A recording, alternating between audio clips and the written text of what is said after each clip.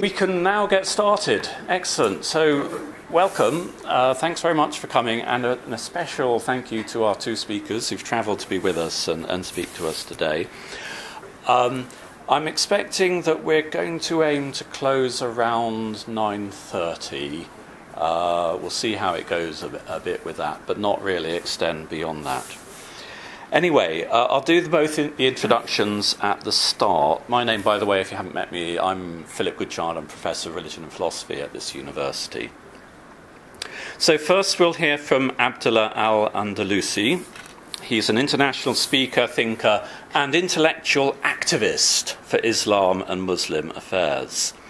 Apart from many appearances on television and at many universities and community centres, he has also co-founded the public discussion forum, the Muslim Debate Initiative, a forum that promotes open dialogue and critical debate between thinkers, academics, politicians, and public speakers. And secondly, we're going to hear from Arif Ahmed, who's reader in philosophy at the University of Cambridge and a fellow of Gonville and Caius there. He mainly works on rational choice, but also has an interest in religion and has debated this matter with some very prominent names. The names William Lane Craig, Tariq Ramadan, Rowan Williams may not be so well known to all of you, but they're very well known to me. I'm delighted that we've got both speakers with us. We'll have a presentation first from Abdullah, and then there will be a response from Arif, and then a 5-minute response from Abdullah, 5 minutes from Arif, and then we'll open it up to the floor.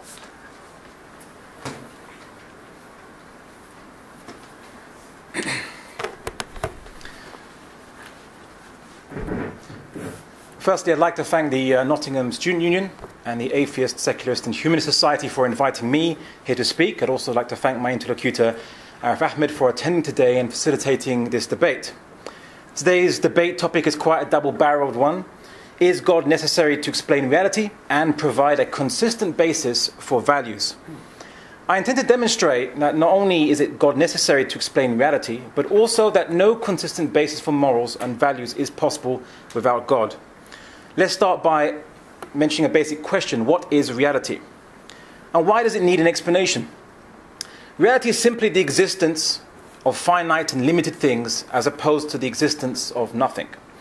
If nothing exists, then no explanation would be required. However, if something exists and it is limited and defined in extent, form and composition, it would need an explanation. And by explanation, we mean cause. So to explain the occurrence of something is actually to explain its cause. This constitutes the burden of explanation that is upon both theists and atheists and agnostics alike. Now, contrary to what is popularly believed, the method of exploring and mapping out tangible reality that we can sense, i.e. science, is not necessary to ultimately explaining this question, since the need to explain reality is just as much pressing to two goldfish whose entire universe is contained in a goldfish bowl as it is to humans who gaze up at the sky and extend their gaze only as far as has been traversed by light, limited by the speed of light and the age of the universe. We'd not be able to work this out outside of the universe, what created it, by merely studying the contents of the universe, any more than a goldfish would be able to work out what or made the goldfish bowl by studying the walls in the bowl or the number of pebbles and plastic seaweed in it. When we ask what created something, we are actually asking what defined its form, limitations and characteristics. To define something, definis, in Latin means to met out its limitations and boundaries. Everything that has boundaries, limits, form and finitude was defined by something else, whether it's an external force or by the sum of its internal consistence and components. Put simply, we know for certain that if I was to hold a rock or pick any rock from the surrounding area, we would know that the rock had been created or made by it, because it has a shape and a composition. It either defines itself before it existed, which is rationally absurd, or it doesn't have any limitations and is infinite, but then why would it have shape? The only conclusion left is that any rock we might pick or view was made by something else, whether a mindless process or a thing with agency.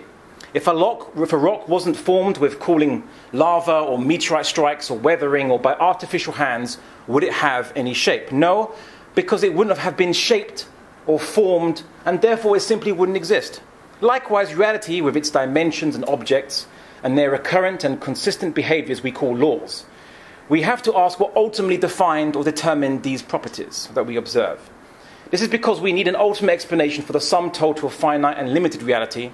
There must be an ultimate explanation or cause, since it is rationally impossible for there to be an infinite regress of finite causes prior to our existence. As put simply, we'd never reach this moment in this infinite regress. If my journey from London to Nottingham today had taken an infinite amount of time and required I'll try to buy a car, required my car to traverse an infinite amount of distance, would we ever arrive in Nottingham? No. Likewise, we know that a changing universe had a beginning, because if it was eternal, we'd have to wait an infinite amount of time to reach any moment of existence. Consequently, this moment and all of us would never exist. Furthermore, what's the essence of the smallest particle? What's it made out of? Again, if there were an infinite series of Matryoshka doll or Russian nesting doll-like elements, no particles would ever exist. At some point, we have to concede that something is sustaining all matter and energy, whatever we mean by energy. Therefore, the only explanation that remains is that the ultimate explanation or cause of finite reality is that there is another reality in addition to our own, an infinite reality, opposite of finite reality, that gave rise to and currently sustains our reality. This force is infinite, unchanging, and without shape, rendering it the exact opposite of a finite thing, and therefore in need of nothing to define it, form it, shape it, or give it characteristics. This leaves us with a remaining question: is it mindless, or is it an agent? I.e., does it have will or intention? This infinite force, being the first cause, we deduce rationally, could not be compelled by any internal, external mechanism to create the universe and us. It follows that it intended to create our finite reality, and if it has intention, then it has will and could not be mindless. This reality, which is both without limits, finitude, or precursors, and which possesses intent, can be called anything you want. However, since we're speaking English, I'd like to suggest an English name for this, and that I think would best fit, and I think this would be called God.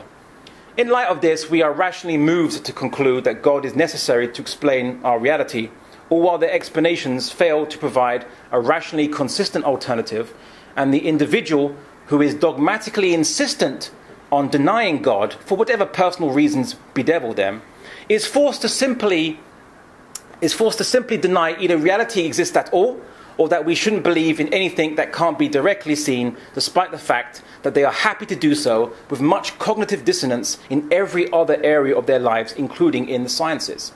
This is clearly evident by the fact that aside from agnostics, the idea of God is not even considered a plausible alternative explanation or theory by many professing to be atheists. And the idea that we can deduce things beyond what we can see by looking at the finite nature of anything that we do see is the basic premise of all thinking and the sciences. A geologist knows when they look at a rock that the rock has been created, as much as a layman looking at the same rock would also conclude that the rock was made by something else. And that's merely due to the rock not being infinite, but being a certain shape and form. This is what we common rationality, and it's the basis behind science. If you throw this out, then you throw out the basis of all science, thinking, and rationality. But furthermore, morality cannot exist without meaning and purpose. The existence of God and God's intended creation of all finite reality means, at the very least, that everything that exists in our finite reality was intended. This intention means that everything that exists and existed and will exist is intended and therefore becomes imbued with purpose and meaning. Words only have meaning because they have an intended signification or information behind what they convey. Likewise, our finite reality has meaning and intention behind it. This becomes significant as a basis for all other concepts of meaning. The purpose of a car defines its meaning. The purpose, as we know for cars, are transportation. If a car gets you from A to B, it is a good car. But if a car breaks down, it is a bad car. The concepts, or should I say the words good and bad, can only be understood by measuring an action according to whether it fulfills the intention behind the created thing. If humans were intended, then we now have a basis to measure actions as either good or bad. If humans are not intended, then our finite reality, and that our finite reality had inflationary constants and electromagnetic forces finely tuned to produce life as a matter of pure coincidence, which is a highly risible concept, then there is no good and bad because human life has no intention behind it, and the universe, or finite reality, has no intention behind it. The only good and bad in such reality is merely the possible and the impossible. Now, I'm not saying that this makes massacres, killings, rape, colonization, and exploitation become good. I'm merely pointing out that if there is no meaning to human life, it doesn't make these actions anything at all. The idea of human rights, or natural rights as they were first called during the so-called Western Enlightenment, was the idea that observing the universe built by the Creator could teach us the intention of the Creator for human beings, and therefore give us an idea of the natural rights that humans should enjoy. Jeremy Bentham declared the idea of natural rights to be nonsense on stilts, and argued instead for a utilitarian perspective where actions were only judged based purely by reference to the achievement of a desired goal by any human in question. Human desire then became the only measure of what is good or bad, and herein lies the problem. You see, it's not that atheists can, and no one's arguing that atheists cannot perform actions that would be considered moral by people who believed in divinely established natural rights. The observation I'm merely pointing to is that unless atheists embrace mental compartmentalization and hold on to dogmatically morals bequeathed to them from a religious legacy within their societies, or they don't question the mental conditioning their parents implemented on them to condition their adult behavior, they have no argument to justify or refute any desire they or anyone else possesses, whether it fits in with accepted social norms or goes outside them. What remains to atheists is not morality, but culture and childhood conditioning. However, today's debate is not about the intellectual justification for morals. It's actually about motivational consistency in morals, and it's about whether God is necessary to provide a consistent basis for values. So let's examine motivational consistency. Motivational consistency means that a moral standard possesses the ability to motivate someone consistently to live and behave by moral codes, regardless of the situation or inconvenience. The trick here is to ensure that people act consistently with the moral code in like-for-like situations that do not depend on their personal convenience. Now, atheists or materialist moralists may argue that there might not exist a higher objective morality outside the material world. However, we can construct, based on a social contract, a type of list of morals by which we can establish society for the greater benefit of all. To wit, they play a game to construct society based on what is called lightened self-interests, and asks everyone to play by the same rules and allow everyone to achieve their common interests. But this relies on two assumptions. It assumes that everyone starts off with equal capability and equal starting positions, something that human realities just don't bear out. And it also assumes that the rules will never get in the way of people's interests, and that people will never be tempted to cheat or use shortcuts when they are confident no one is looking. What if the people playing this game were unequal players, and some could work the rules well enough to gain so much of their interests that others end up without attaining theirs? Like, for example, the wealth disparity we see in capitalism. Some people will have more wealth than others. Some people have more opportunity and connection. Some have more skill than others. Some are more attractive than others.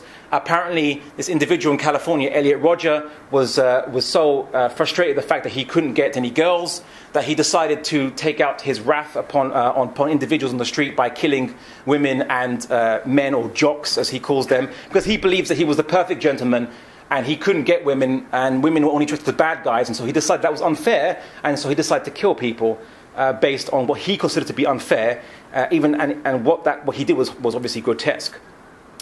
However, we have to look, what incentive did those people who see others getting ahead of them have to follow the rules that are clearly benefiting some people more than others? Furthermore, what about people who see that their interests may be reasonably attained by cheating. In either case, we would expect materially motivated people to see it as wise to accept. So would we expect people who are materially motivated to see it as wise accepting losses in the service of a greater good? Well, the communists couldn't motivate people to do actions for the greater good without profit incentives, despite the fact they threatened them with gulags and other such quote-unquote inducements. And look at what about in criminology? Criminologists have a concept or a model called rational choice theory, whereby they explain that many criminal activities are done because the criminal perceives it to be rational to attain their interests. So people have often heard the saying, it's only a crime if you get caught, or rules are made to be broken. If our ancestors would go out for hunting, accepting that there would be risk in doing so in order to get a benefit, then why do we expect modern humans to not use to play with risk to get their interests too? Especially if they feel they are disenfranchised, or that they feel that they didn't want to work the 9-to-5 slog and they want to get rich quickly. And people would argue, well, if everyone did that, society would collapse on itself, and who could countenance or justify that action when if everyone was doing it, society would collapse. But here's the assumption. You can break the rules without society collapsing. You can break the rules, you can cheat, you can lie, you can defraud. If no one catches you, then society doesn't collapse. Heck, even if you do the crime, you're caught, society doesn't collapse. So arguing that people would abstain from doing bad actions because society would collapse and therefore the common interest would be against that is not really kind of seen in actual practice. We also see that people might have self-interest without any consequence. For example, some rich capitalists might be okay to pollute the world and make more profit because, heck, it's not them that's going to live in the polluted world in the future. So they don't see any consequence in their lifetime, and they don't see much motivation to prevent or to not take advantage. What about belief in justice? I would actually argue the concept of justice has killed more people than any other concept. Just the word justice itself has killed more people than any other concept in human history. And envy and jealousy between people arise because people believe that we are all equal. So if someone is richer or is more attractive or is more intelligent, you see envy and jealousy rise amongst people. And many experiments have shown that when people are playing a game and some people are getting ahead in that game, that people will expend resources to actually undermine their competitors in that game, to actually undermine each other. And many experiments have shown this. So how do you get rid of this? You can't, because nature exists in natural inequalities. You can't get rid of them. And what about if you're a powerful nation against weaker nations? What could you argue against American colonialists to not colonize the New World? You couldn't argue anything against them. They got away with it. What about those who colonized Australia? They got away with it, and they benefit from it, and their descendants benefit from it, and there's nothing you could argue against them because they had no consequence to their actions. In fact, human history is a litany of tribes oppressing other tribes because it doesn't destroy their own society by attacking other countries around the world. And so they do it because they might have a benefit in it. They see it as a benefit, resources, land, territory, and they pursue that benefit without consequence. But just to kind of bring it in, which I'll kind of conclude, we also see that if you base ideologies around human convenience, and you base rights around human convenience, well then the God of human convenience giveth, and the God of human convenience taketh away. We saw debates in America about torture, whether torture should be legalized. Not legalized, sorry, it shouldn't be prohibited. Because they said, if it saves lives, why not, is the argument. And the debate was whether it works or not that it goes against people's natural rights. Because as Jeremy Bentham said, natural rights is nonsense on stilts. So then the only argument you could ever bring is, does it work? Doesn't it work? We see secular kind of tolerance only applies when it's convenient. But we see both John Locke writing in his book, ironically titled A Letter on Toleration, John Milton, as well as many others, talk about that you do not tolerate minorities where you can't be sure that they are loyal to the state. They don't have a right of toleration. You shouldn't tolerate these minorities. And you see that throughout European history, post-Enlightenment, minorities have repeatedly been subject to suspicion, persecution, and oppression because they were perceived to be a threat to our civilization, to Western civilization. Heck, even my colleague here, Arif Ahmed, described the Islam as the greatest political threat in the West today, constituting a global threat, and it represents an extreme threat to our life in the West. So then what do you do with a Muslim minority if you think Islam is a threat to the West? Well, rationally speaking, you would limit a minority if you think they were truly represented, or they followed an ideology which truly represented a threat to your civilization. And the same was said about the Jews, and the same was said about the Catholics prior to that. We've seen this repetition in the so-called post-Enlightenment, secular, tolerant West. Because rights are only as good as they are convenient when you get rid of natural rights.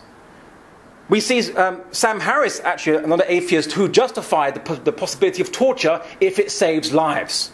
We see John Rawls, famous secular liberal John Rawls, argue that he called it the supreme emergency exemption. He said there are occasions when you can bomb civilians, target civilians, if you reckon you will win, it will help you win the war. And he cites World War II as his paradigm. You can't say John Rawls is a fringe liberal. You can't say it. He's actually paradigmatic as a secular liberal.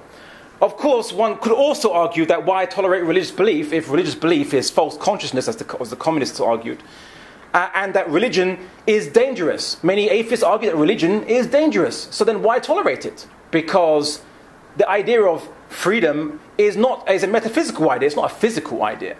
So where is the basis if it's no longer convenient to offer freedom? Which is why we see many states become more authoritarian when they face with terrorism or threats or what have you, or blown out of proportion, of course, because they can then justify to their people, we have to take these rights away because they're no longer convenient. That is the God of human convenience. Religion, on the other hand, offers inducements that are counterintuitive, forgiving enemies, forgiving those who trespass against you, believing that God will right wrongs and will ask and account those people who've been given more in this life. Don't get jealous, because God will ask more to those who've been given more. So everything balances out in a hereafter.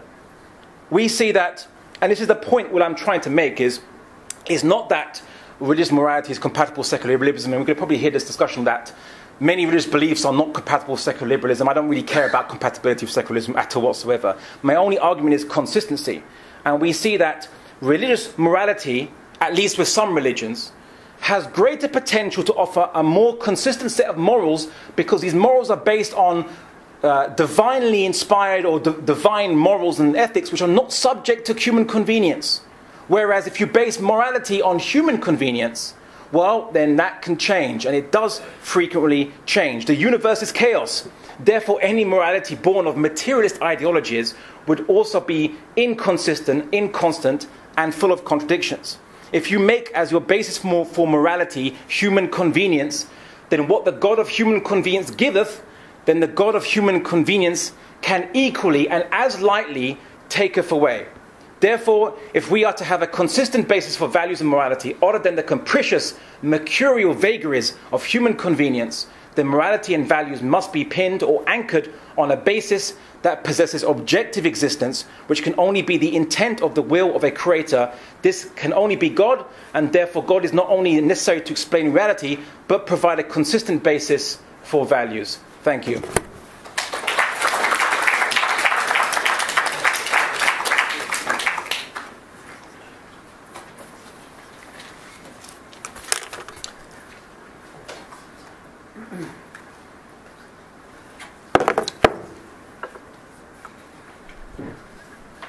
Okay, terrific. Can you all hear me?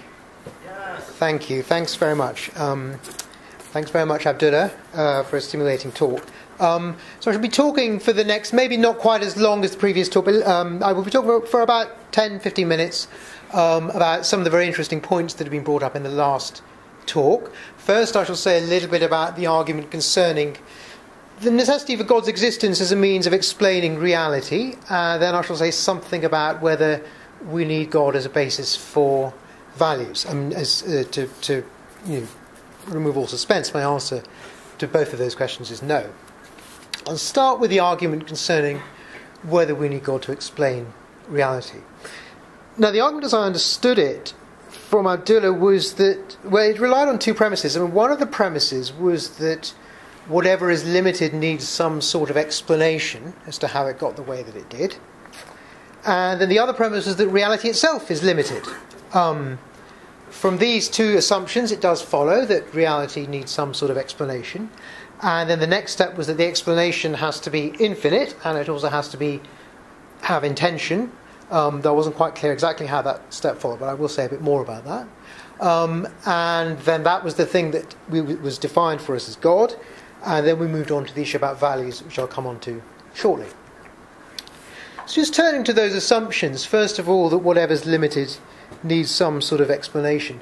And it might be what motivates that idea. I mean, I think that may not be false, but what motivates that idea is the belief that nothing can be arbitrary, that the way things are, there has to be some explanation of why they're that way rather than some other way. Now, we're familiar in modern science with plenty of counterexamples to that kind of principle. So if you think, for instance, concerning quantum phenomena, let's say, why did this atom decay at this particular time rather than half a second earlier or half a second later? It's not just true, but it's part of the theory that there's no explanation for that. This is something that just happened. It was a finite, limited event, and it just happened without having any particular causal explanation of why it happened then rather than earlier or later. Now, there's no reason in principle why that sort of arbitrariness shouldn't in fact arise at a much larger scale.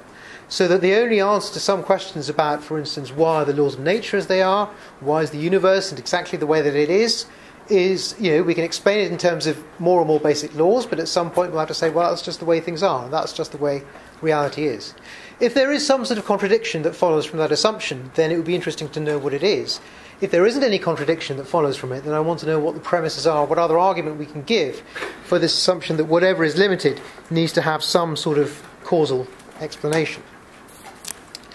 The next assumption, which was that reality itself is limited, was based on an argument which I've always found rather curious, which is that there can be no infinite sequence of events going backwards in time, because then we'd never have got to the present moment. That seems to have been the argument.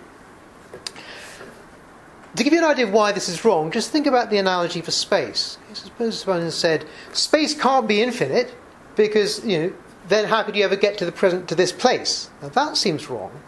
So now it's an interesting question why the argument should seem plausible for time, but not for space. Now think of another example. Let's think about an infinite sequence of events going forwards in time. There seems to be no difficulty in that. There seems to be no incoherence or impossibility in having, starting from now, a sequence of events that goes on forever. Why then should the mere reversal in time turn perfectly reasonable possibility into some kind of incoherence? Well, I submit that it doesn't. And if the question is, if time started an infinite amount of time ago, how did we ever get to the present moment? That's a fallacy, because we never started an infinite time ago. There was no infinite amount of time ago. It's just for every finite number of seconds, there was something that many seconds ago. So there's no time at which you could point and say that moment was infinitely many seconds before the present one. A third point, which is for a different reason, illustrates the falsity, I think, of this assumption. We can, of course, in principle, there's nothing to stop us from fitting infinitely many events into a finite amount of time. Again, anyone who knows physics can see this from the case which runs forwards in time. So if you imagine a very simple Newtonian model of a ball bouncing on a flat surface with a certain coefficient of elasticity, each bounce of the ball will take a certain, say each time the ball hits the surface, then bounces up slightly lower, and then bounces up slightly lower. Each bounce might take, let's say, 50% of the time of the one that preceded it. If the first bounce took 10 seconds, infinitely many bounces will have been completed in 20 seconds. There we have infinitely many events taking place in a finite amount of time. Now, those laws are reversible in time. We could make a film of that sequence of events, play it backwards, and now we've got infinitely many events of which there was no first one. There's nothing impossible about that. No incoherence at all. If there is an incoherence, perhaps Abdullah could tell us what it is. I'm not aware of any incoherence of that or any difficulty in accounting for the universe in that way. One other point that I'll make about this is that, of course, even if we think that the universe is finite in time, as I guess people do think, the universe began between 13 and 14 billion years ago, there are theories according to which it wasn't just space that began at that moment, it was space and time. In fact, it's incoherent even to distinguish between space and time in the way that we customarily do. So that time itself began 14 billion years ago, and there was no time beforehand when nothingness was hanging around waiting for the universe to come into existence. There was no time before that point 14 billion years ago. So again, no problem arises. There was no question as to what happened the time before the universe began in order to bring it into existence. There was no moment when the universe didn't exist. The two assumptions of Abdullah's argument, as I said, were first of all that reality is limited. First of all that what is limited needs an explanation, and secondly that reality itself is limited. I've argued that both of those assumptions are false. The step, even if we grant those assumptions, we grant that reality needs some kind of explanation, the step from those assumptions to the conclusion that the explanation has to be A, infinite, and B, possessed of intention, was, I'm afraid, completely opaque to me. I just don't see how it can follow. How that can follow. Let me say a little bit about what does count as a good explanation versus a bad explanation in areas with which we're familiar, so where we can distinguish explanation according to rational criteria. A good explanation of something is something that actually makes predictions that you wouldn't expect, which then turn out to be true. That's what a good explanation is. If you think about, for instance, the nuclear model of the atom versus the model of the atom in which charge was distributed uniformly across it, the nuclear model of the atom is a good explanation of what atoms are made of, if you want to put it in those crude terms, because it explained what Thomson observed. It explained the deviation of charged particles. It made a prediction which we then found to be true. Now, if this supposed explanation of reality, which is that it was created by an infinite being with intention, actually makes predictions about things that we haven't observed, and those predictions are borne out to be true, and other theories don't make those predictions, that's an argument for it. That would be a good explanation. So then my next question would be, can we hear one of those predictions, please? Otherwise, I see no reason to think this is remotely plausible. It seems a completely hopeless explanation of something which, I submit, didn't need to be explained in the first place. Let me move on now to the issue concerning values, whether we need God to be the basis for values. There are various questions here that seem to have been tangled up in the preceding discussion, so I'll just say a little bit. But Abdullah made interesting points about all of them, so I'll just try and disentangle them and then say a bit about why I think some of the things he said were false. You can distinguish, first of all, the question whether we need God to exist in order for there to be such a thing as moral conduct, from the question whether we need God to exist in order for there to be a distinction between right and wrong in the first place. Let me start with the first one, because I think Abdullah did talk about it towards the end of his discussion when he said, incentivizing people in terms of self-interest or enlightened self-interest won't persuade them to act morally. But my own belief in a divinity will, give them a reason to act morally, will persuade them to act morally. Well, first of all, it should be evident to everyone,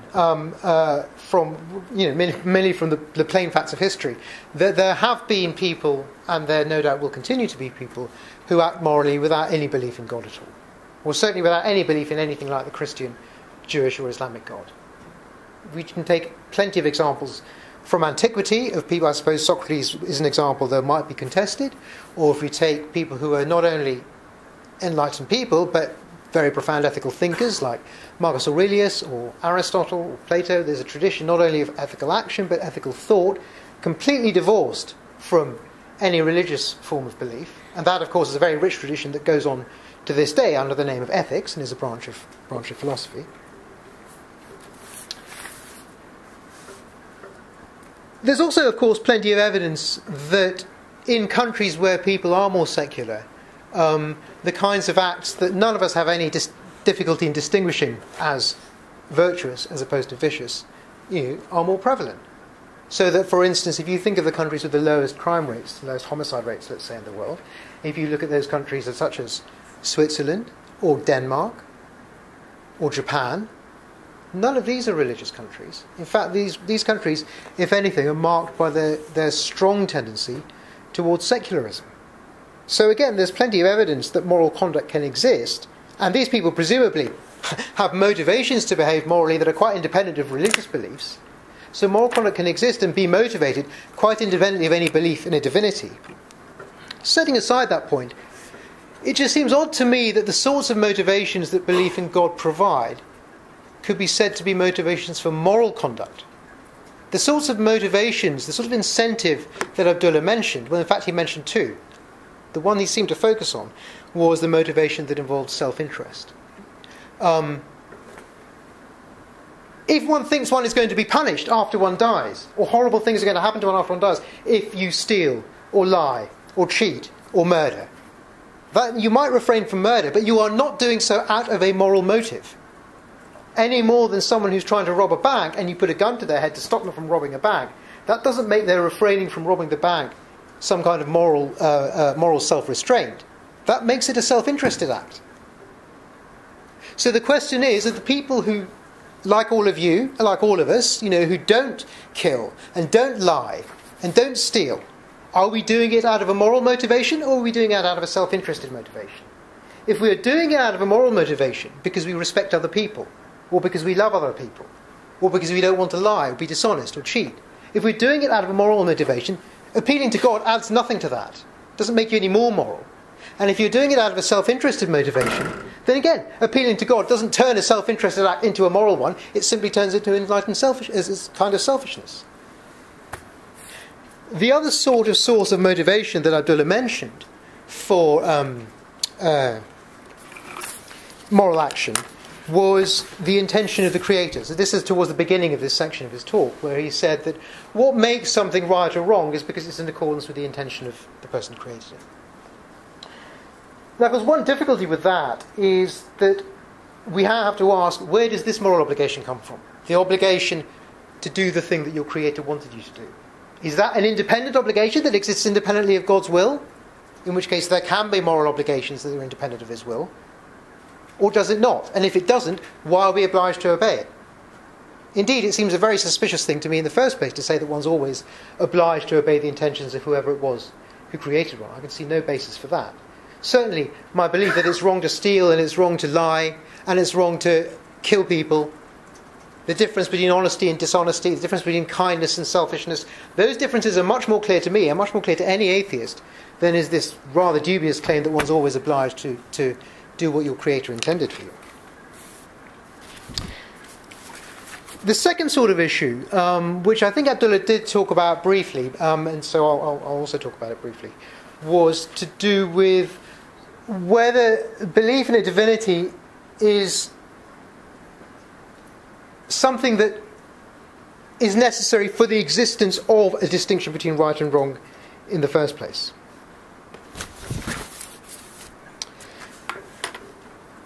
Now here again, in some ways, some of the things I would want to say actually repeat what I've said earlier, so I won't dwell on it at great length.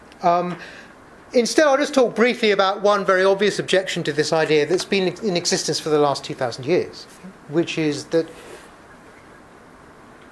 what is it that makes killing wrong? What is it that makes stealing wrong? What is it that makes lying wrong? Is it because God says it's wrong? Or is it the other way around? Does God tell us not to do it because it's already wrong? If it's the second, if God tells us not to do these things because they're already wrong, then again, the distinction between right and wrong exists independently of his will. If, on the other hand, and this seems the only alternative, we simply define right and wrong as whatever it is that God commands, then we seem to end up with a kind of absurd arbitrariness that distinguishes God in no way from any other despot. If he tells us that murder is wrong, that murder is fine, then murder is fine. If he tells us that these other horrible things, however horrible you might want them to be, are permissible or even mandatory, then they are morally permissible or morally mandatory. The idea of defining what's right and wrong in terms of the command of a person who happens to be very powerful seems to me the very opposite of the spirit of morality, and, to its credit, the very opposite of the spirit of religion itself. One of the great things that religion has done, I mean all religions, not just Islam, but also Christianity and Judaism, is that it has promoted in the individual opposition to authority, opposition to despotism in this world.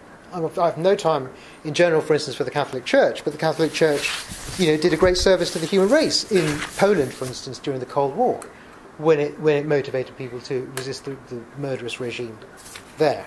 let me say finally one other thing concerning what Abdullah said about my views concerning Islam in particular. Yes, I do think that there are many things in Islam that are contrary to the values that I hold most important.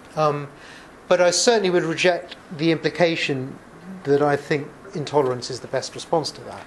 I think the best response to that, as it is with any serious view that I regard as incompatible with my own values, is to give it the freedom to speak and the freedom to promote its views wherever it wishes, and to argue against them. And that's what I've tried to do tonight. Thank you.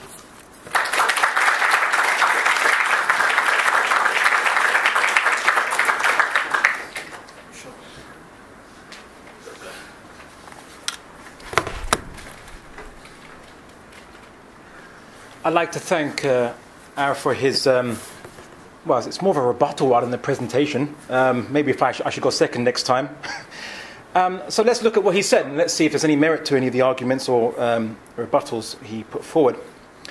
So he said that, how do I know reality? I suppose he was implying that how do I know reality is finite. I said, let's just look at finite reality. I'm not going to make any assumptions about how big the universe is. Let's just look at finite reality and begin our question from there, like I would say just how the goldfish would be inside the bowl. They wouldn't know how big the world is outside the bowl, but they would start their questioning from inside the bowl to make a deduction about the ultimate cause of all things. He said that a good explanation makes predictions. I say that we're having an after-the-fact discussion about the creation of something that already came into existence. It's not necessary to make predictions. Scientists won't make predictions when they discuss the Big Bang or what could have caused the Big Bang, because they're talking about something that's happened in the past. We have to wait for another Big Bang to come along in order to make where the discussion of predictions makes any sense. So we're talking about an after-the-fact discussion about something happened in the past, not something happening in the future. He said that it wasn't clear in my presentation where intentionality of a creator comes from. Well, my point was that the creator is the first cause and nothing compels this first cause to make the universe.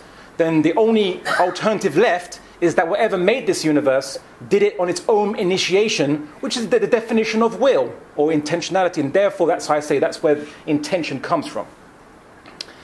He said infinite regress could be, well, he argued against my point that infinite regress is impossible. I said, well, here's the thing. An infinite regress, as I said, if we had to wait an infinite amount of time before leaving this theatre, we were told that we're not allowed to leave this theatre until an infinite amount of time had passed, would we ever leave? Well, no, we wouldn't. If we were told that in order for this event to start, that we have to wait an infinite amount of time, the event would never begin. And that's my point. It's why I know there is no infinite regress prior to this point, and why there can never be. He argued that there's a possibility of having infinite regress going into the future. We said no, because at any point in time you could press the stopwatch on that and it would only be a finite, an ever-increasing finite amount of time at any point in time in the future. He said that there could be an infinite distance between any 2 points. Well, no, and I think scientists generally argue that there is the smallest amount of space, I think it's called a Planck space, where there's the smallest amount, but it's like discrete units. To get from one side of the computer to the other, you have to kind of traverse an amount of pixels. So there's not an infinite amount of distance you have to traverse between any 2 points, because if that was the case, you couldn't get to any 2 points. Just use an example. If I had a balloon and I draw one dot on one side and one dot on the other side, and I expanded it infinitely, you could never get from one point of the balloon to the other. So the fact that I can get from London by plane to New York means that there's a finite amount of distance between the two. He said that there was no time before 14 billion years ago. That's a great speculation. Please give me your evidence. Let's base our comments on evidence, please. He said that there was no moment where the universe didn't exist. More speculation from an apparently omniscient interlocutor who knows what the entire existence of the universe from its infinite past, apparently. Again, let's not mix speculation with a discussion on rationality. He says... what other points did he say? Why does limited things require cause? Well, because we have to explain why they are limited to that particular degree that they do. The whole premise of science is to study what delimits things and why they have these characteristics being born of their limitations, their characteristics, their form, and their consistency. If you want to throw this out, then we might as well throw out science along with it and rationality, because that's the whole premise of it. He said, why can't anything be arbitrary? Well, because I like to question things. I don't want to just say, let's believe it, it's there because it's there. Let's not ask any further questions. We should be inquisitive. We should ask. We shouldn't just accept things as just being arbitrary in causation. He said, well, in modern science, atoms decay at no deducible moment in time. This is an argument from ignorance, an argument from current human ignorance into the science. Why is it? Is it so random, yet the rate of decay is constant? The rate of decay of radioactive materials are constant, and yet he's saying it's a random thing? No. So why do atoms choose? Why do atoms choose to decay? Well, that's something that we have to investigate, and maybe our descendants will discover this in some scientific lab. Let's not speculate and say, and throw up our hands, say, nothing makes sense anymore, and throw it out. I'm very glad our ancestors didn't do that when they studied science. Sure. As for morality, he says countries that exist with a low crime rates, and the majority of people, or a significant group of people, are not religious. I can give counterexamples. Austria and Switzerland have the lowest crime rates, lower than Denmark and Sweden, and they have a higher proportion of religious people. You forgot Estonia and Latvia, and of course, I'm not going to mention North Korea, but let's just stick with Latvia and Estonia. Highest degree of atheists, highest degree of murder rate in Europe. It falls down. Now, time is very limited, and I won't be able to say to finish other points he mentioned. However, I really want to kind of stress this point. He says, just because he thinks Islam is a threat to the West, doesn't mean he advocates intolerance of Muslims. I say, well, that's great, you think that, but Douglas Murray, another atheist, argues, he kind of continues it to its logical conclusion. If Islam is a threat, an existential threat to the West, then by logical extension, every Muslim must also be a threat to the West. And as Douglas Murray said, conditions for Muslims must be made worse across the board, to paraphrase what he said, because that's the logical conclusion. If you believe that, I haven't heard him justify why right and wrong should be followed for anyone. I haven't seen him bring an argument that right and wrong can be even justified, or any consistent basis for morals. My argument is any consistent base of morals can ever be posited by someone who is an atheist. Outside of just, no consistent base of morals. And I think that's about it, from more or less. I might have missed out a few points, and hopefully I'll come to his I will deal with his rebuttals in the Q&A, but thanks for listening.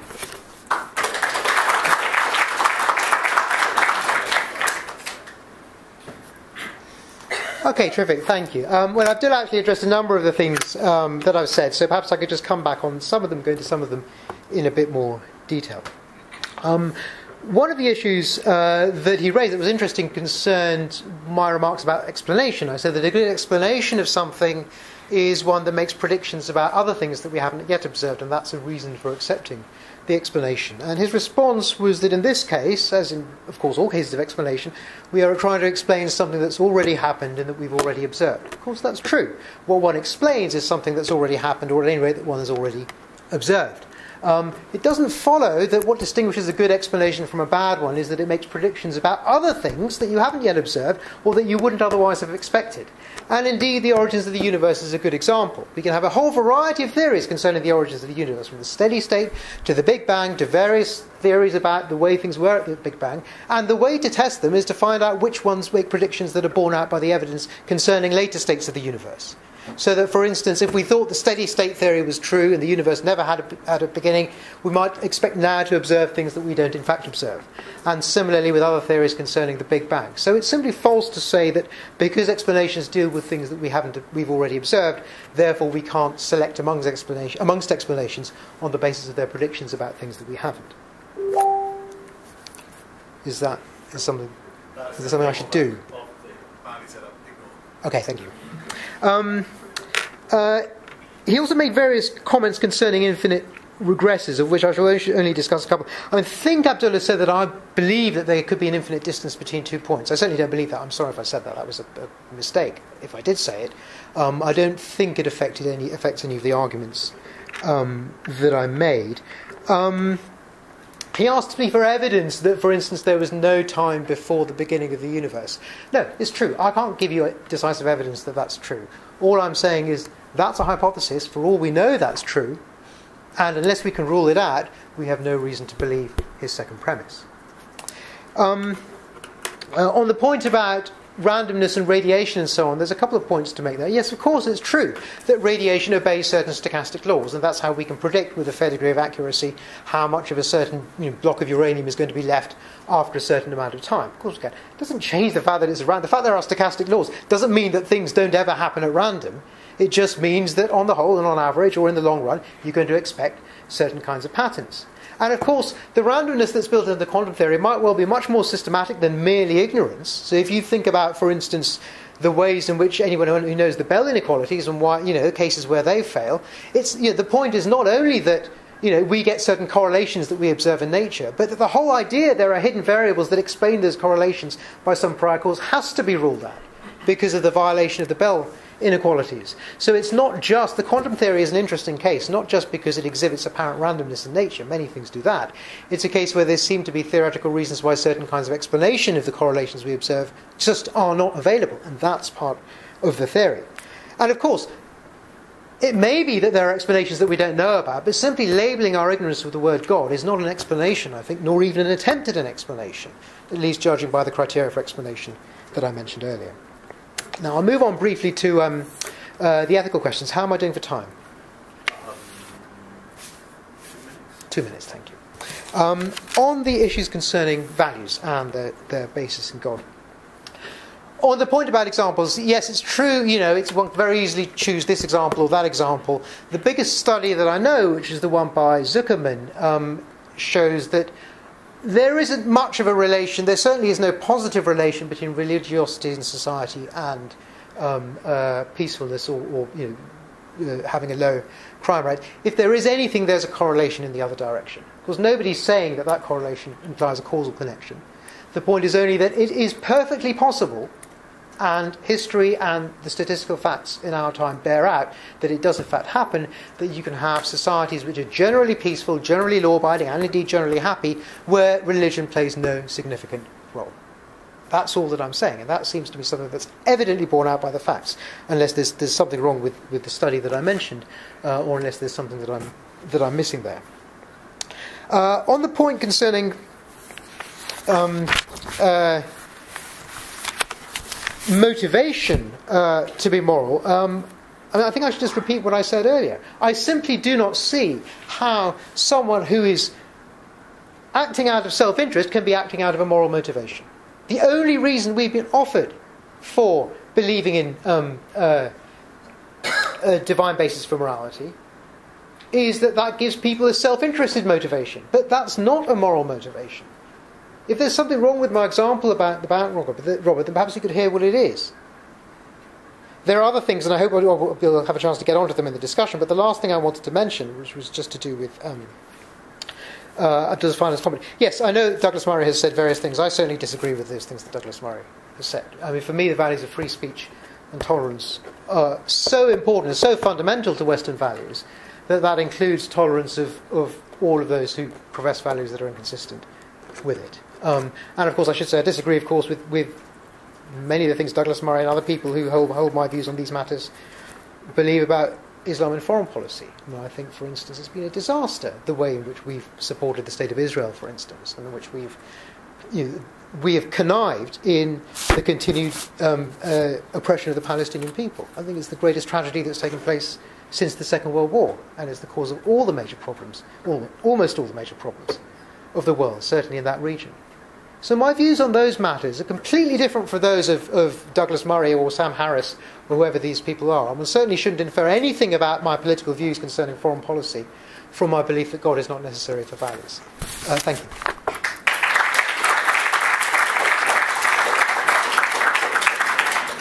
Thank you. I'd like to open it up now to either comments or questions from the floor. So we don't have to have a response to each one, but if it obviously you do have a question, then I'll invite our speakers to respond. I think the first hand I saw was just there. Before you start, could you just repeat the questions when people give them? So okay.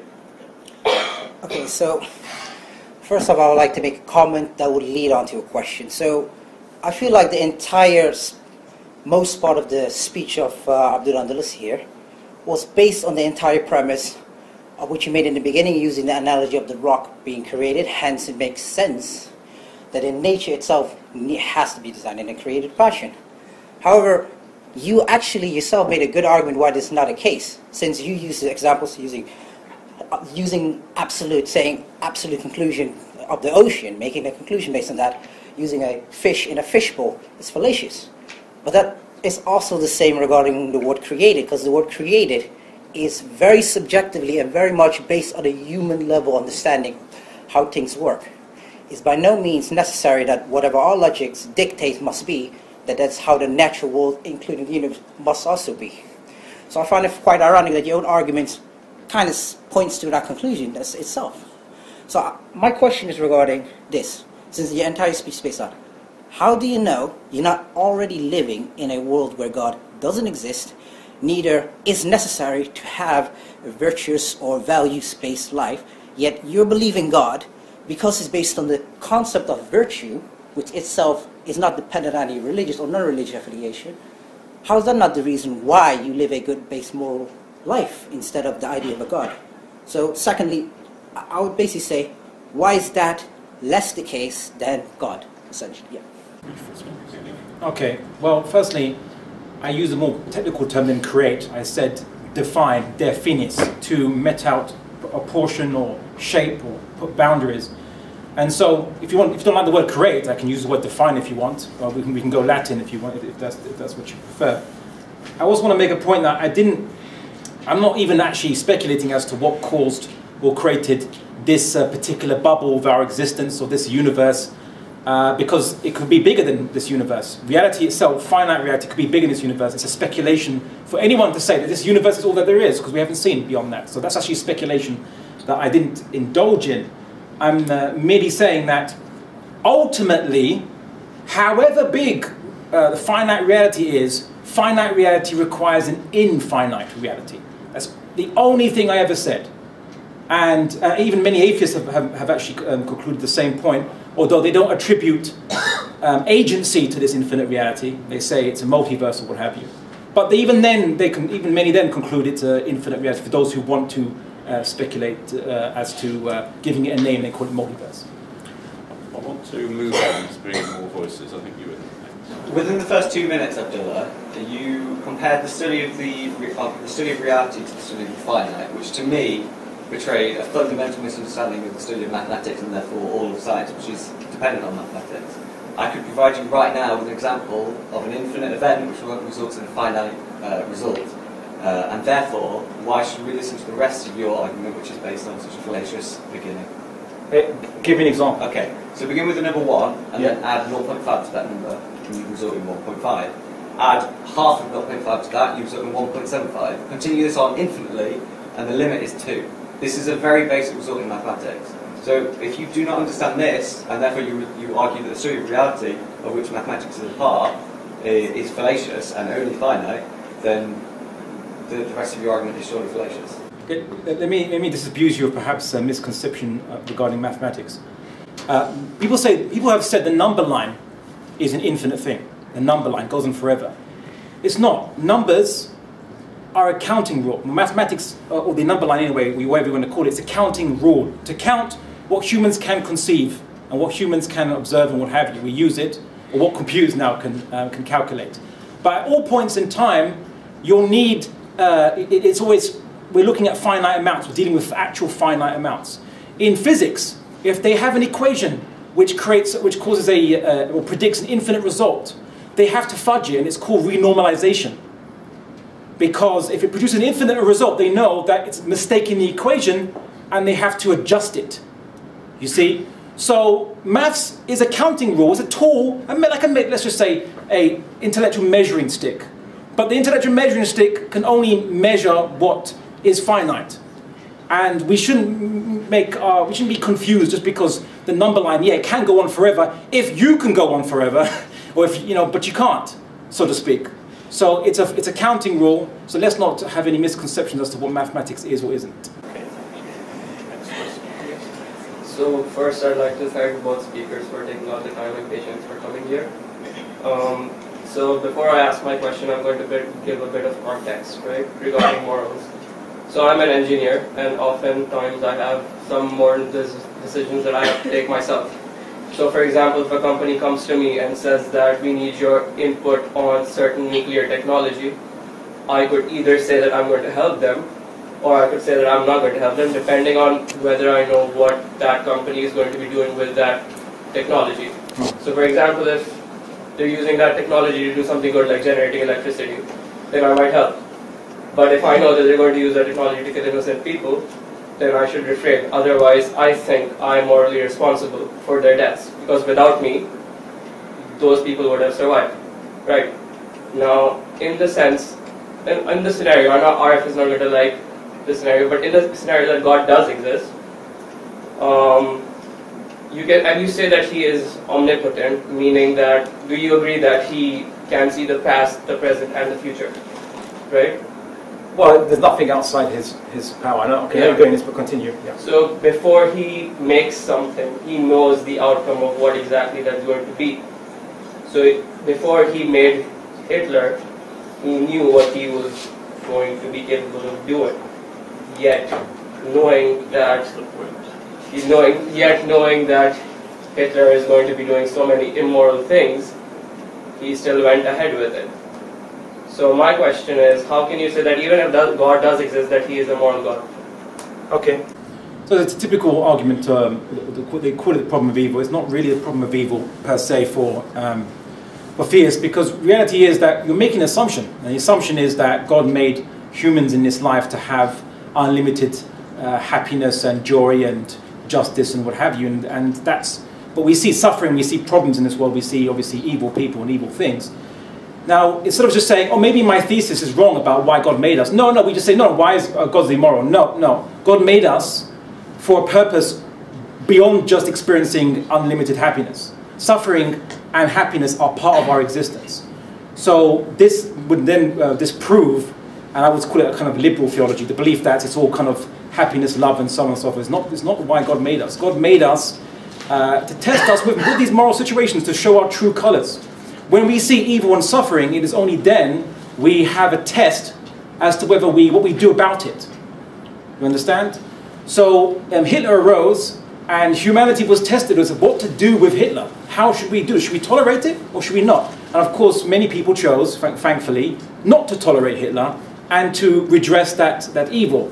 Not initially, though, of course. And when he was persecuting Jews in Germany, you don't see Winston Churchill offering an ultimatum to Germany saying, stop persecuting Jews or we declare war on you. No. It was, get out of Czechoslovakia. That was their concern at the time. Again, due to the bigotry that was pervading throughout Europe at the time.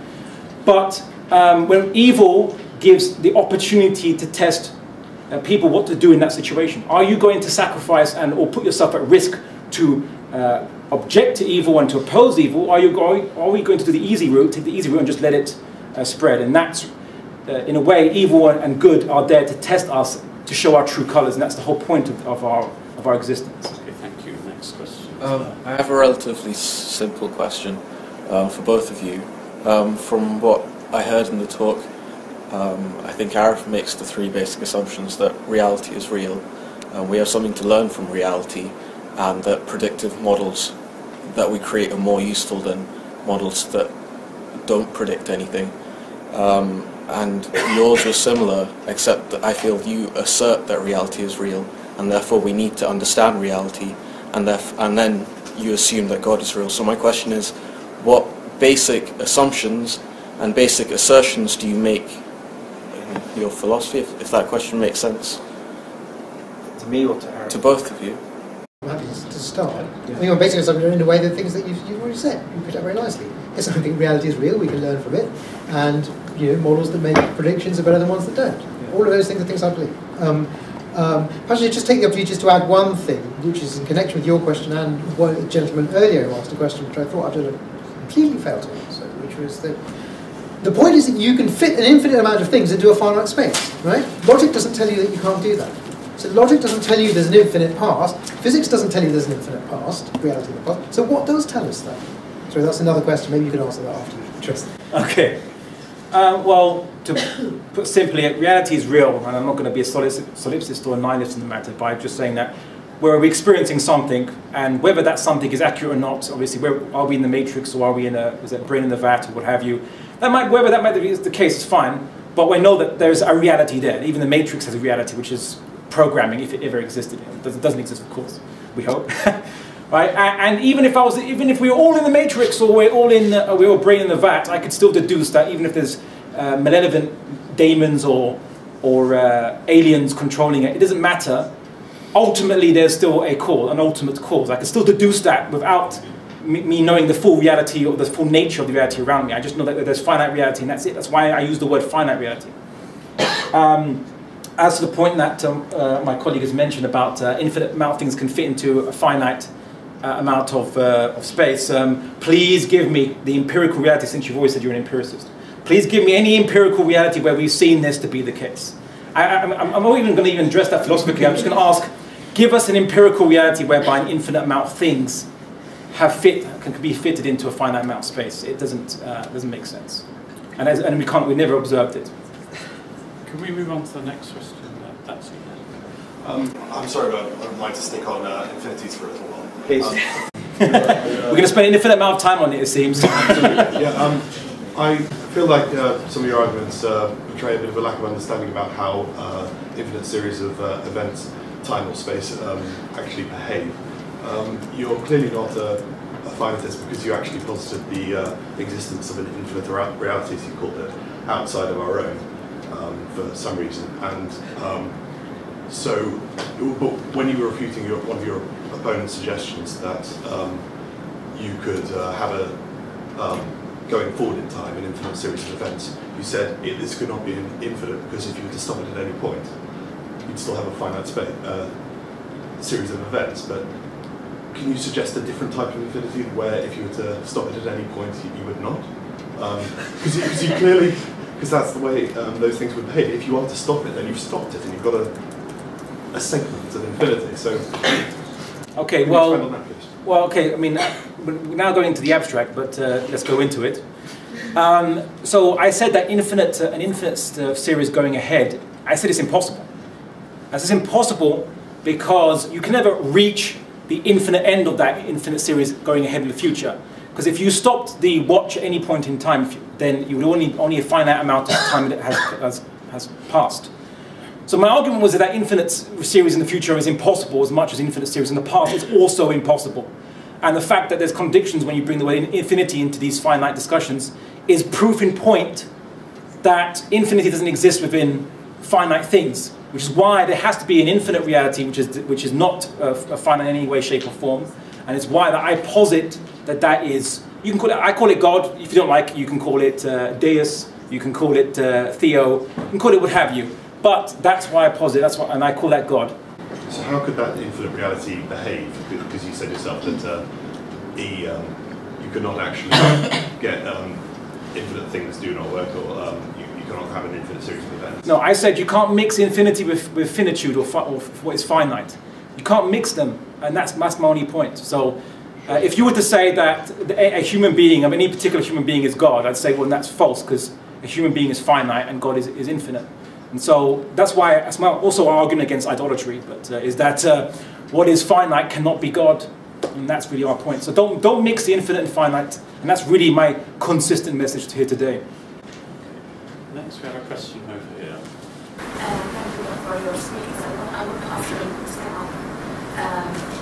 First, I believe that the values can be in any human, if it's a religious man or not. It's okay. But my question: how we can explain the moral behavior in kids and animals? Because sometimes we can see that animals and kids is making good things without really understand the meaning of ethics and the meaning of morality, because they are not an adult. So how we can explain that if there is not a powerful force against God or anything else that put that aside? Is that the question for me? Yes. Yes, I'm happy to answer. Thank you. Yeah, I mean, I'll observe first of all that if the explanation for why humans behave morally was supposed to be that belief in a divinity provides certain kinds of incentives to do so, that would be hopeless as an explanation for the behaviour that you're right to observe that we see in, for instance, animals and infants. So the question, I think, tells no more against me than against the other side. Moving on to actually answering it, that is answering the question of how we can explain it. It is an empirical question, and there are various reasonable stabs that people have had at answering it. For instance, you might think there's an evolutionary explanation. So if you think that evolution occurs at the level of groups rather than at the level of individuals, you might expect groups in which cooperation occurs, within which cooperation occurs, to flourish and to survive better than groups in which the individuals are constantly at loggerheads. And that's why it's not surprising that we observe in societies today, for instance amongst ants and bees as well as amongst human beings, natural tendencies to cooperative behaviour. That's one sort of explanation. There might be other sorts of psychological explanations.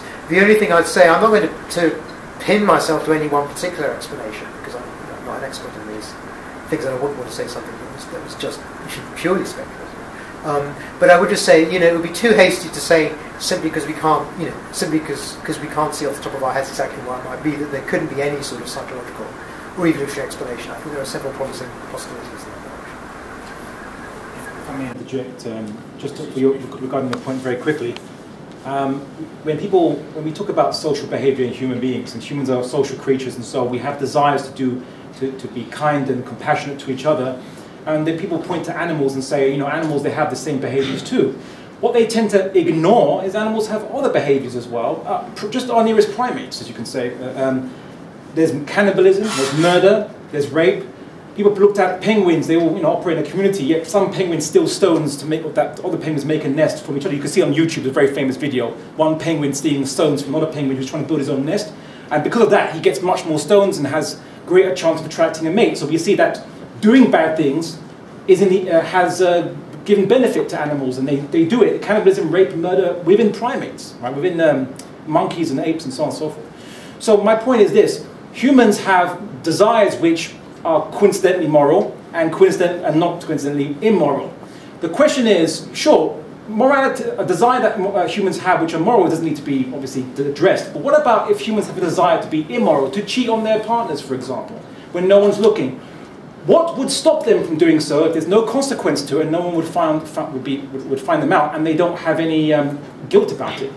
That's the question, and that's where a person who doesn't believe in any higher ideals out beyond the physical would struggle to do so beyond maybe the mental conditioning their parents put into them or society's norms. That's one of my only points.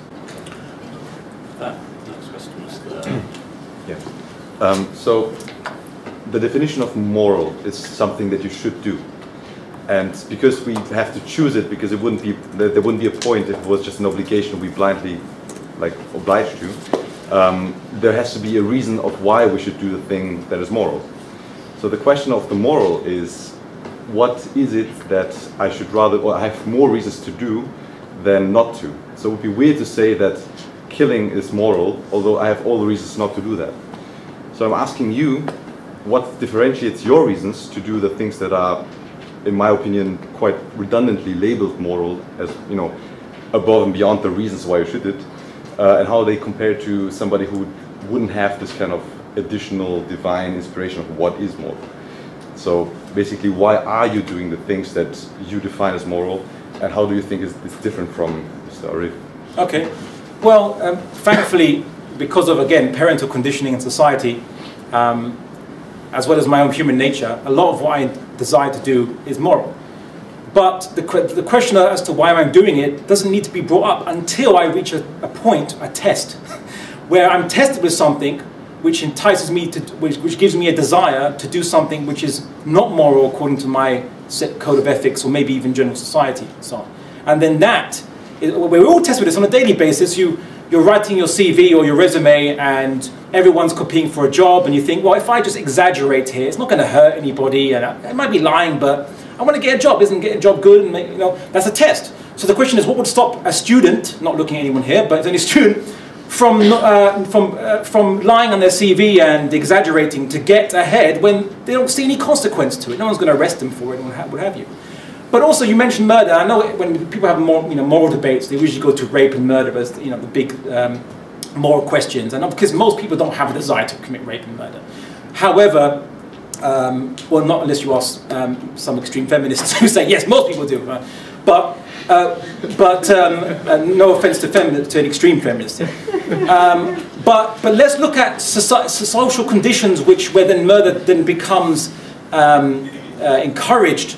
So, for example, in Bosnia and Serbia in the 1990s, for example, the Bosnian Muslims were portrayed as such a big threat to the Serbs and Serbian nationalism and so on and so forth that the average member of the Serbian army or the volunteers that joined it felt it was necessary and even laudable to execute and kill Bosnian Muslims and Croats to a lesser extent, because they felt they were under threat. And the banality of evil is a problem. I'm asking why you do the things. I know you asked to answer this, but I'm just saying that I want you to think about. There are certain conditions that societies we've seen in history, whereby actually committing the big no-nos, murder, has been seen as being encouraged in that society, becoming a norm for that society to do to other societies or to other people, especially minorities. And in the case of in Nazi Germany, for example, we saw that those who were opposing the Nazis, for example, were the Catholic Church. I'm not Catholic, by the way, but I'm just saying that Catholics, many Catholic priests and so on, went to jail, went to concentration camps because they saw that their religion was incompatible with following the Nazi plan and how Nazis demonized Jews. I'm not saying Christians have always had a good record in that, but I'm just saying that was a case where religion went against the national, the propaganda that was purportedly to be in the national interest of the Nazi agenda. So that's what I'm basically saying is that what stops people in such circumstances where the big no-nos have become normalized, what stops them from doing these things? And Hannah Arendt asked this question in The Banality of Evil in her book, the problem is you'll find few restraints to do so from a materialist basis. We're reaching the end of our time, and I don't want to take any more questions from people who have already asked a question. But can I ask us now to keep our questions really quite brief and the answers brief as well? So there's a gentleman there in the red who's been waiting for a while. Probably more of a comment. Actually, just to your last point as well. If you actually look, the Catholic Church was in quite open alliance with the Nazi regime from the get-go. There was only individual Catholics who didn't want to get involved with that, rightly. I would say that morals, I don't trust anyone who talks about morals in absolute terms. Killing is wrong, but in some circumstances you may have to kill someone to save other lives.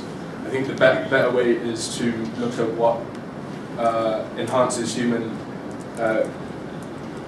well-being, and I think religion is the first attempt to first and the worst attempt to put a kind of code of conduct, but also it evolves over time. So the Quran and the Bible don't say anything explicitly against slavery, for example, but we all know that now to be wrong because we've evolved morally through observation.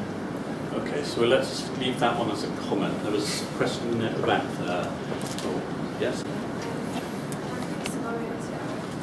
Sorry, can't quite hear down here. So I'd like to give a scenario to Arif, and I apologise if this is rude, but say for example you have a brother and sister.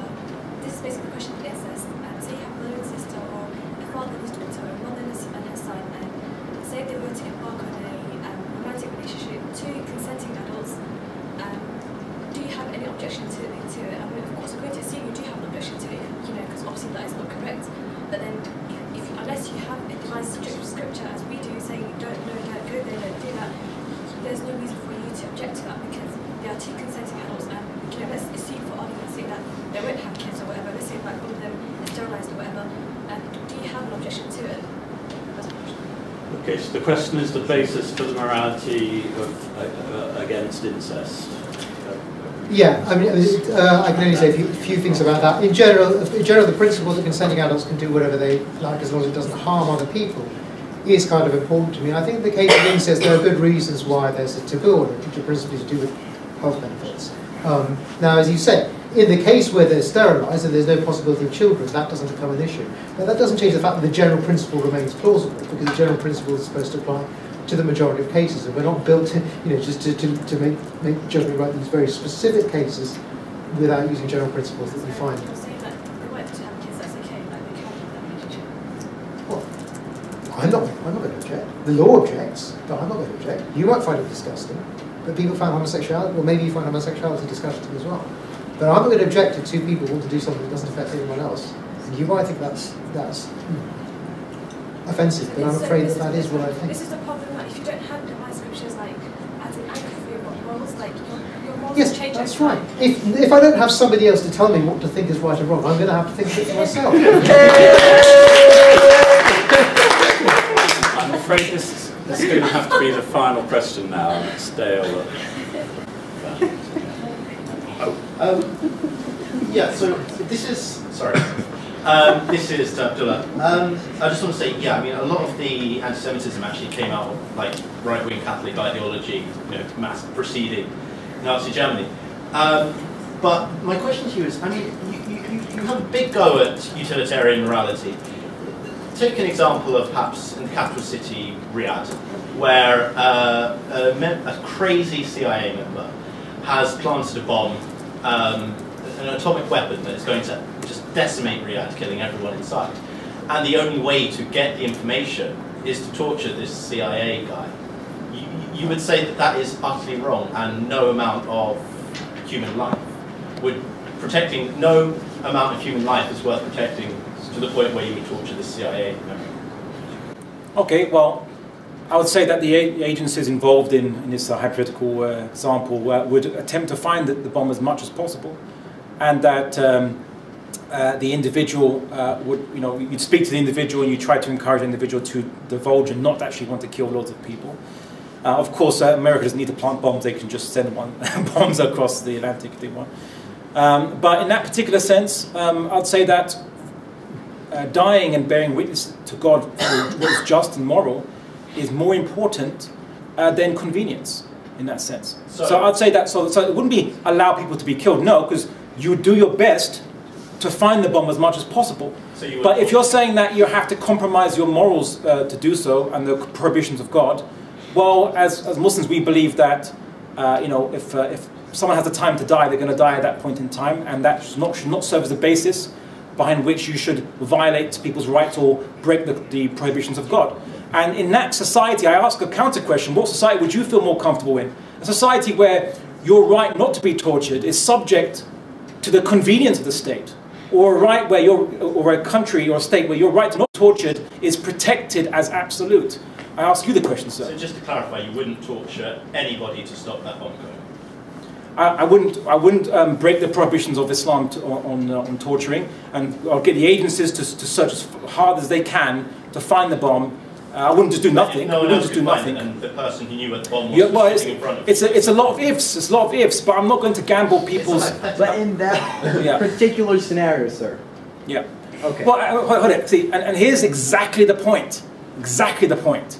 When it's no longer convenient, then torture is rolled out and could be used by utilitarian ethics, and that's scary. That's exactly my. That's exactly my point, though. It's exactly my point. Sam Harris made the same argument that torture should be allowed. If you can bomb people around the world, then you can also torture them. That was his argument, and I find that morally grotesque. But you don't find being the agent behind the destruction of a capital city and millions. Being an agent, it's not. You could stop it, but you would choose not. I think we need to. We've said our points on this particular. It also assumes that torturing would even be successful, but that's not even the discussion. I'm aware that lots of people still want to come in, but our time is limited, and I did intend to finish it by now. So I'd like to invite our speakers just to have one last shot at saying what kind of fundamental point that has a bearing on this issue you would like us to take away with us. With Arif, would you like to first? Just 2 minutes. Yeah. Okay. Well, thank you very much. Thank you very much to my co-debater. It's been a lively, interesting debate, and thank you for all your questions. I'll just make a few points. The first 2 points are as follows. First of all, I should repeat, I see no reason to believe either of the premises of Abdullah's argument concerning God's necessity for reality. The issues about affinity, I think, have remained unaddressed in his responses to a number of the questions. And so that argument, I think, remains unsound. Second thing I'd like to say, the next two things I'd like to say concern ethics. One of them actually is bringing up a question that I felt, again, was not properly addressed, which was to do with the problem of evil. Abdullah is right that if evil exists at the hands of man, we can think of that as somehow God testing people's character. But of course, God is also responsible for Ebola and malaria and all the things that have killed millions of African children with no human agency involved at all, in natural evils that his God brought about. This is the God, by the way, whose demands on us we're supposed to take as the absolute standard of morality. The third thing I want to say is that there's a whole range of ethical views that are compatible with atheism. You don't have to be some kind of reductivist utilitarian of the most crude sort in order, to be an atheist. You can certainly think that some things are absolutely right or absolutely wrong, absolutely prohibited or not, and yet not believe in God. And whether or not, many people who do hold these views, and if you think about certain political views, they treat certain freedoms as absolute constraints, not merely things to be fed into the utilitarian calculus. Nothing to do with God. More generally, I would say, in answer to one of the most pertinent questions, which is to Abdullah, why do you not do things that are wrong? Why don't you murder people? Why don't you steal people? His answer can only be because someone really powerful tells me not to. My answer is because those things are wrong, because they're dishonest, because they harm people, because they're lies. If you don't think that's a good enough stopping point, there's something about morality that you haven't understood. Thank you very much.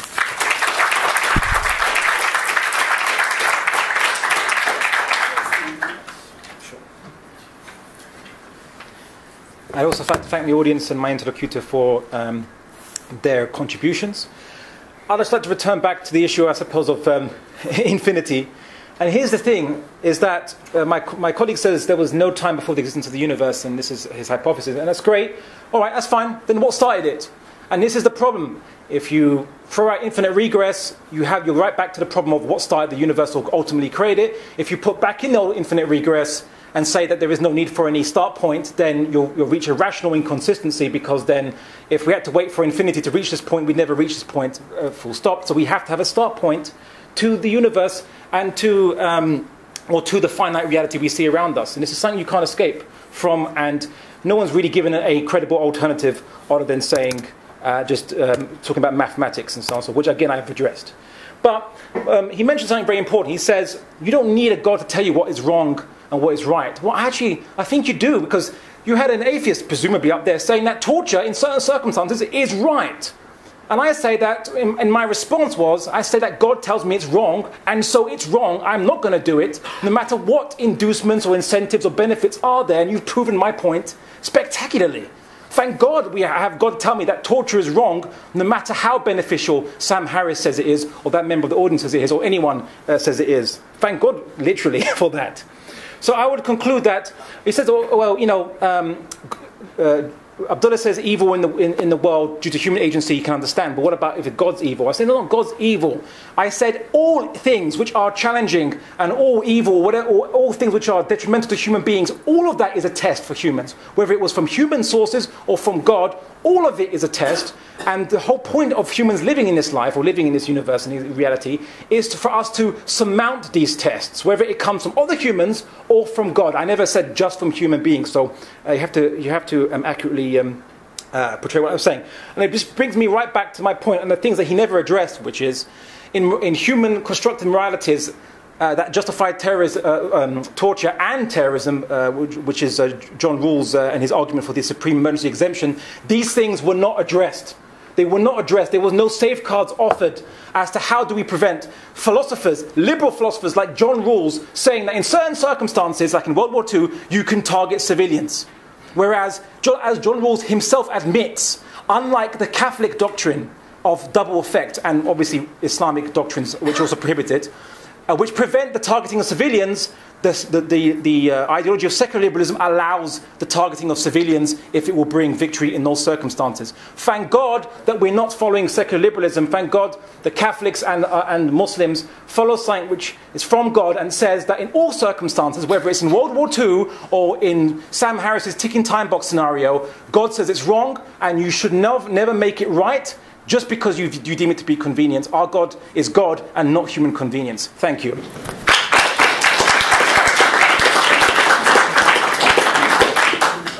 Well, I'd like to sum up very briefly just by thanking our speakers for what has been a tremendously energising, stimulating and intelligent and articulate debate, and to thank also our audience members for some excellent and challenging and searching questions. So thank you very much. It's been a great event.